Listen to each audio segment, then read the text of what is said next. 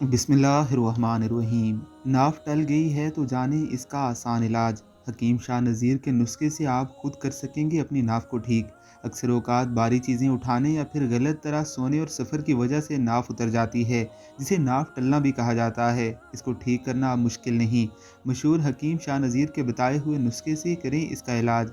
शाह नज़ीर ने सिर्फ एक बूटी से आपकी इस मुश्किल का हल निकाल दिया है। वो कौन सी बूटी है और इसका इस्तेमाल कैसे करना है, आइए जान लेते हैं। नाव बिठाने का नुस्खा।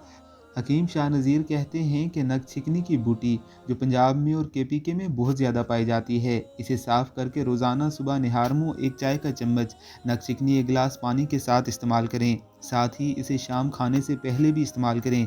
5 दिनों में नाफ ठीक हो जाएगा। याद रहे कि नाफ टलने से इंसान बेशुमार बीमारियों का शिकार हो जाता है और उसका बेहतरीन हल ये जड़ी बूटी है।